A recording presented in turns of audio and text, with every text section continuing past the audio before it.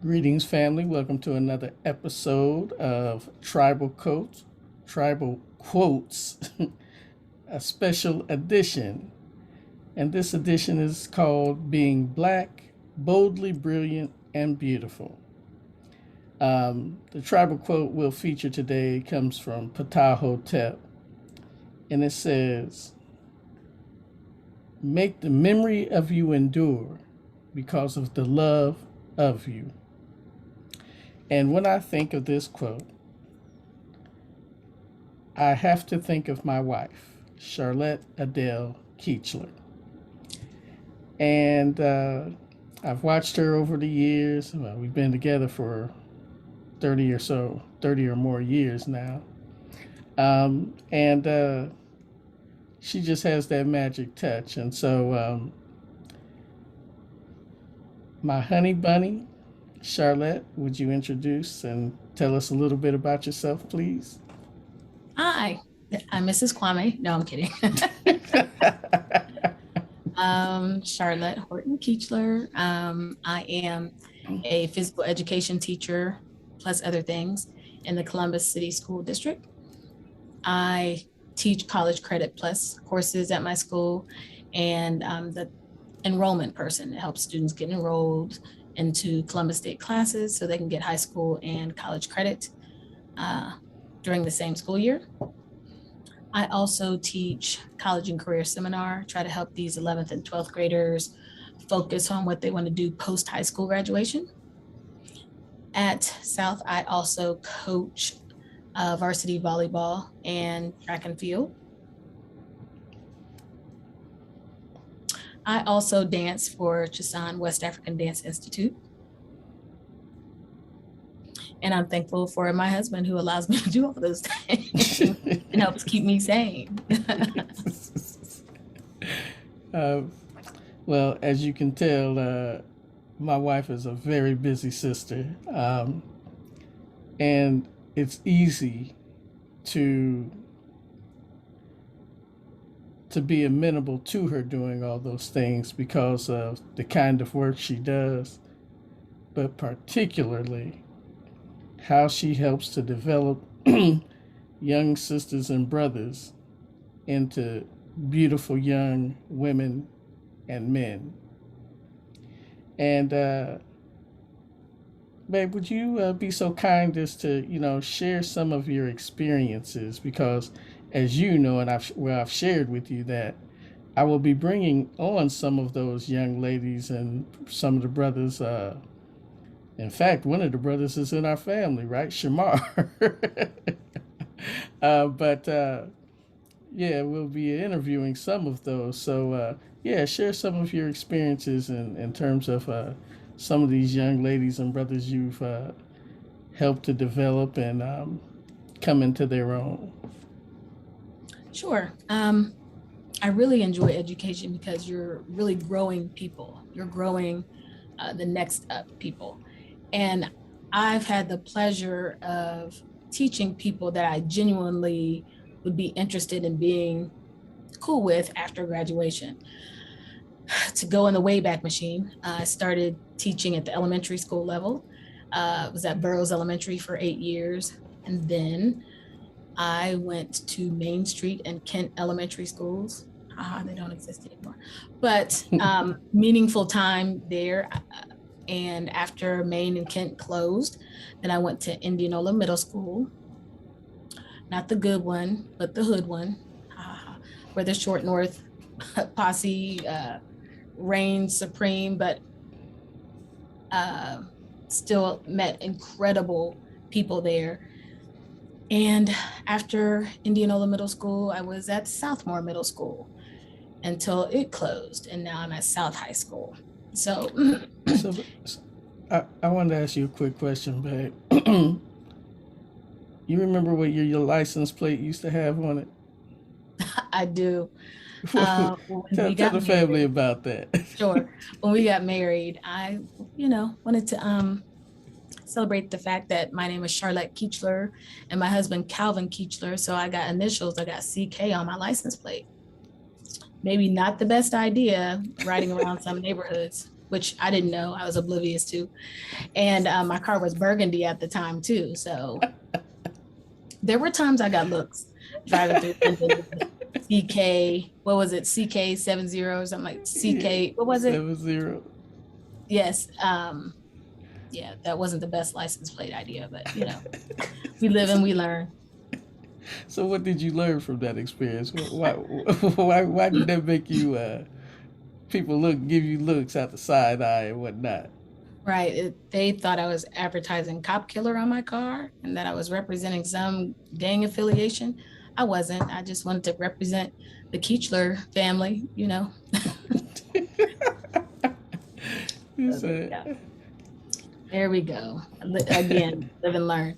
But what's really cool about all the educational experiences that I've had is that I can go back to each one of those schools, and there are people that I'm still in contact with to this day as far as students, be it from just in the classroom or coaching double dutch back when I was at Burroughs Elementary to when I was at Main Street and Kent Elementary.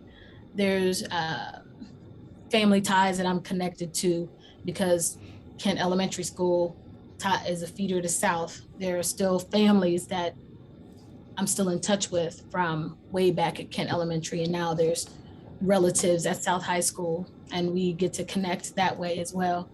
right, some of those folks were neighborhood folks because we Absolutely. were Kimball Place there, so yeah. Yes, because we lived in the neighborhood, it made it extra special. Get to see the students, our neighbors all the time, inside and outside of school. So it was good to see them in school and out of school. It wasn't a burden. I felt it was kind of cool. You've had some people, one of my students started your locks at one point, right? Mm-hmm. Neighbors. Actually, it was two of them. Because one did one side, and what were those girls' names? Kavina and Kevrinique. Yeah. Which one was the oldest? Because she did one side, and I'm trying to. Was it Mary who did the other side, or who was Wow. it? I don't remember. I don't remember. So yes. No. Lots of good people, lots of great people along the way. Meeting people that you are glad to call your neighbor, as children and as adults. Matter of fact, somebody that I had as a student and had as a neighbor come and did our electricity like 10, 15 years later, So very cool stuff. But going back to why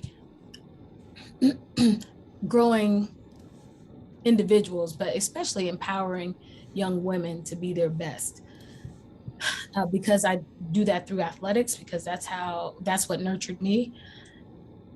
Having the light bulb come on to let people know that they are physically capable of things that they didn't think they could do is really empowering for them. And it just warms my heart, when that happens. So teaching them life lessons through athletics and helping them to push through some of the things they may be struggling with, and to help build their confidence, because a lot of times confidence is an issue. So yeah, even as you were speaking, it made me think of one of the pledges in our Gye-Nyame pledge. It says, "I pledge to live my life and go beyond all self-imposed limitations." And that's what you help some of these sisters do, as well as I've watched you yourself do it. And being a great admirer of yours, I try to emulate you in that. Go on. No, really, I'm just kidding. But you see why I love this woman. But it's a struggle. It is a struggle. You hear me. I get home. I call you on the way home. my husband always asks me how my day was, if it's a game day, how'd it go, how'd we do, give me a highlight. And you've heard me with the coarse voice. It's a struggle. These girls don't know their worth or their potential, and trying to get them to play their best or, push past their own self-imposed limits. It's a challenge. And a lot of it is the mindset things that people are talking about now. And a lot of it is repetition. And when we're not accustomed to doing it often, and you're put in that position, you're not going to be as successful oftentimes as the person that does it all the time or does it more often. Right. Just like your free throws or your serve in volleyball. The more repetitions you get, the better you are at your craft. So what you're saying is that our babies, for example, in volleyball, our babies don't get the club volleyball like some do. That's right. And when you don't get the reps, when it's time to show up at crunch time, you aren't practiced on how to deal with the pressure, not just how to perform, but how to perform under pressure. So it's a challenge that that is a life lesson that our young people need to know. And and you help them navigate that. I know you feel like it's a shipwreck at times, but but that's all a part of the learning process. I don't want to carry this out too long necessarily. However, we can always bring you back. But I wanted you to share one of the highlights you were sharing with me over the last year to show how when you plant a seed, it matures into what you wanted it to be, and then it plants a seed. So go ahead and share that with us. Okay. I know where you're going with this. So back at one of my schools, I met this sixth grader who was full of spunk and attitude, and lots of energy. And she had a lot of mouth too, but she was she had a lot going on, and that's cool. Seventh grade, she decides to try out for volleyball. She does well. She falls in love with it. It becomes almost an obsession. Eighth grade, same. Eighth grade, we moved from being at Southmore and into South, which is now a 7 through 12 building. And at that point, she encouraged me to take the high school job. So I would coach her. I will have coached her for 6 years, and I did.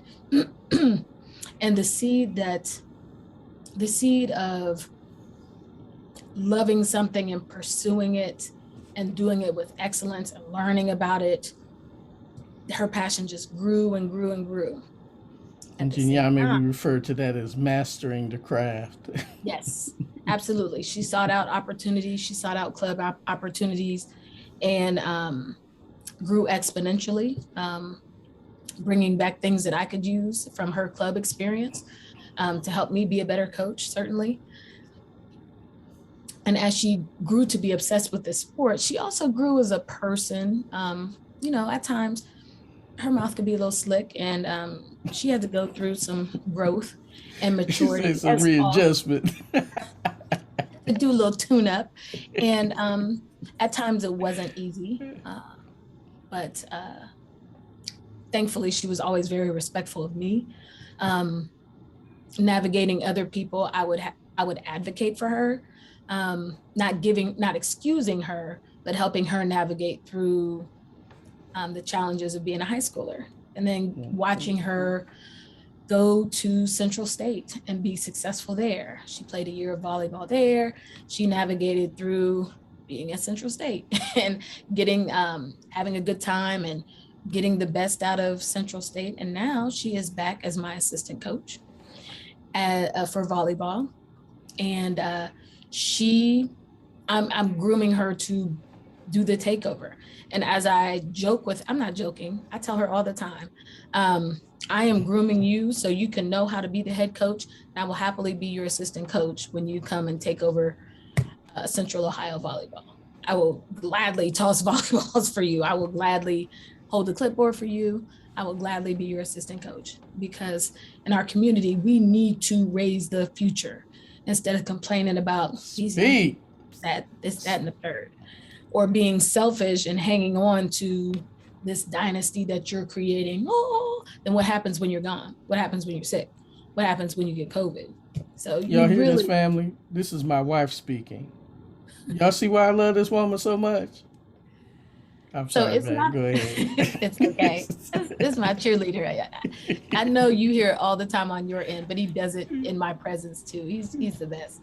But we have to, what are we doing if we're not raising the future? I mean, what are we doing? So we do a disservice to our community when we hold on to it so tight and don't give young people the tools to be successful. We just sit around and complain about it. You got to give them the tools to be successful. So now she, helps me with volleyball. She's doing drill team at the high school, and doing an amazing job and learning the ins and outs and bumps and bruises of being the advisor of her own program and things like that. But I'm happy to help her navigate those waters, and look forward to being able to help somebody else as needed. So, yeah. Well, babe, I could talk to you forever, and I plan on it, but not this evening, and not on this platform. But again, I thank you so much for your time and family. This is a special edition of Tribal Quotes, being black, boldly brilliant, and beautiful, as my wife. One love.